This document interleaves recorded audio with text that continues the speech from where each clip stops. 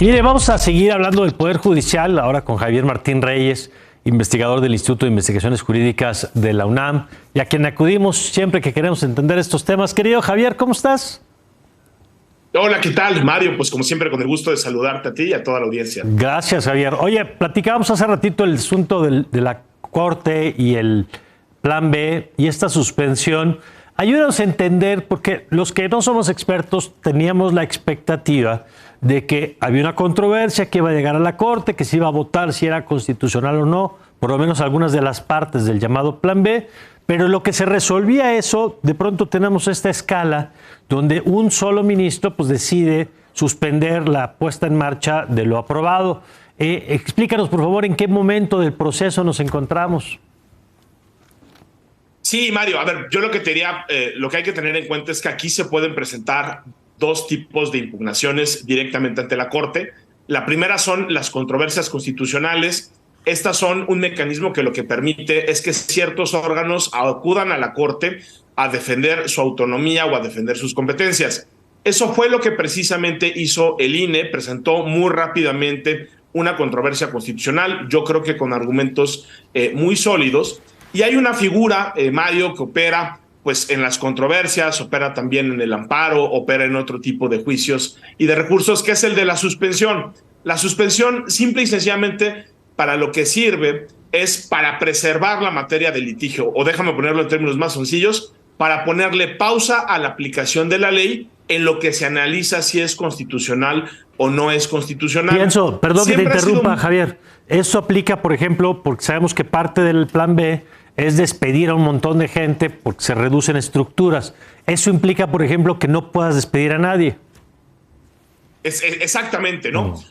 Yo te diría, Mario, creo que había una primera pregunta que era si el ministro Lainez, que es el ministro al que se le encargó que estudie los asuntos, él va a hacer eventualmente el proyecto y también le corresponde pronunciarse sobre la suspensión. La primera pregunta era si iba a dictar o no iba a dictar una suspensión. Y segundo, muy importante, relacionado con lo que dices, Mario, era cuáles eran los efectos de esa suspensión.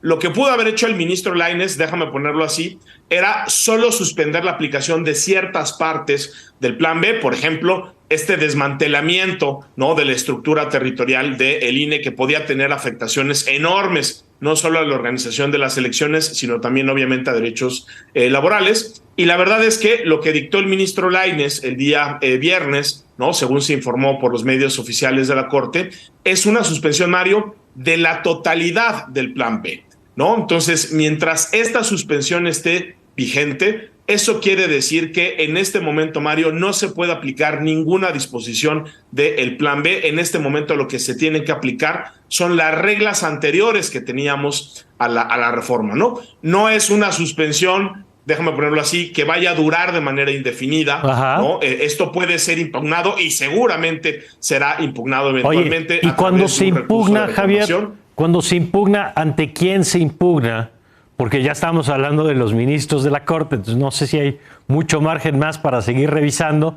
Eso, por un lado, a ver si nos puedes aclarar eso. Y la segunda, ¿cuánto tiempo? Porque dices no es definitiva, no es permanente. ¿Cuánto tiempo puede durar en lo que el ministro, entiendo, presenta un proyecto que tenga que ser votado ya por el resto de las ministras y ministros? Para la primera pregunta, la respuesta, Mario, es que, como tú bien decías al inicio, esta es la decisión de un solo ministro de la Corte.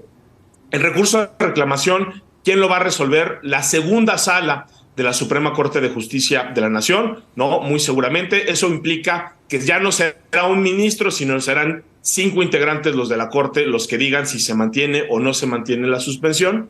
Y después, Mario, lo que hay que tener presente es que la Corte, si uno ve los números históricos, pues la verdad es que sí se toma su tiempo en este tipo de litigios, y más porque este es probablemente el litigio electoral más complicado en la historia de la democracia mexicana. Los números promedio, yo te diría, son algo así como 200 días para acciones de inconstitucionalidad y 300 días para controversias constitucionales. Yo creo que la Corte no se va a tardar tanto, es decir, a mí me da la impresión de que lo ideal es que estas impugnaciones, las controversias y las acciones que luego se presenten sean resueltas a más tardar en septiembre. ¿Por qué en septiembre, Mario? Porque septiembre es la fecha, ¿no?, cuando originalmente iniciaban los procesos electorales antes de la reforma del Plan B. Vaya, eso creo que sería algo bueno, sería algo deseable, pero ciertamente creo que pues la Corte sí se puede tardar bastante más. Sería, déjame ponerlo así, pues muy aventurado hacer un pronóstico así muy exacto de cuándo lo va a resolver la Corte, pero yo creo que más o menos esos tendrían que ser los parámetros, Mario. Y entiendo, Javier, por eso que decíamos hace rato, que si se pasa de septiembre, digamos, dado que ya no pueden entrar en vigor nuevos cambios a las reglas, porque ya empezó el partido, ¿no? El partido, en este caso, el proceso electoral del 2024, nos iríamos al 2024 ya con el marco legal, independientemente de lo que resuelva la Corte, que aplicaría para la estructura, digamos, después de la elección y ya para el proceso electoral del 27, ¿correcto? Mira, yo creo que esa es una pregunta abierta, Mario. Es decir, a mí sí me parece que si llegamos, déjame ponerlos así, a septiembre y todavía no tenemos una resolución, pues la Corte creo que al discutir los efectos de la determinación que tome, precisamente puede decidir algo como lo que tú dices, es decir, que para el proceso de 2024 sigamos con las reglas anteriores, porque modificarlas sobre la marcha, como tú bien dices, ya cuando inició el partido, pues siempre es una mala idea, no solo en los deportes, sino sobre todo en el juego democrático, es decir, en esas contiendas que llamamos elecciones.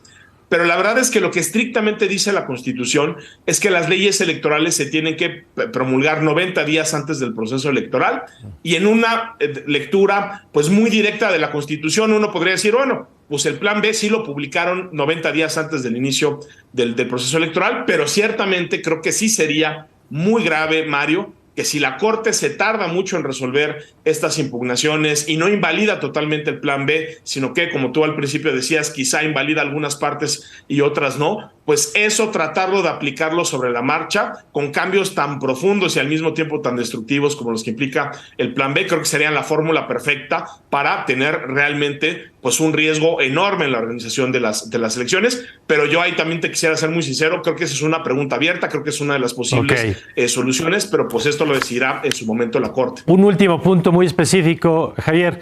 Decías, el gobierno va a presentar el recurso, se va a la sala segunda, son 5 ministros. ¿Cuánto se necesita para mantener la suspensión? ¿3?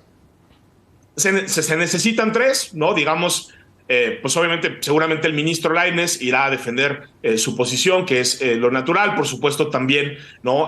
Yo te diría, creo que hay 2 integrantes de la Corte, ¿no? Alberto Pérez Dayán, Luis María Aguilar, que ya han votado a favor de este tipo de suspensiones, ¿no? Digamos, en precedentes pasados. También están pues la ministra Yasmín Esquivel y la ministra Loretta Ortiz Alf, ¿no? Que de alguna manera se han pronunciado en contra en los precedentes. Pero también lo que hay que decir, Mario, es yo creo que no hay comparación incluso con los precedentes anteriores. Es decir, la ley de remuneraciones, por supuesto, que generaba afectaciones, pero aquí sí lo que nos estamos jugando pues es la viabilidad de la organización de las elecciones, ¿no? Las afectaciones irreparables a derechos creo que sí son de una magnitud todavía mayor que los anteriores. Creo que en este caso se justifica todavía más, ¿no? Bueno, vamos a estar atentos a cuando se resuelva ese recurso entonces y los que vienen. Gracias, querido Javier.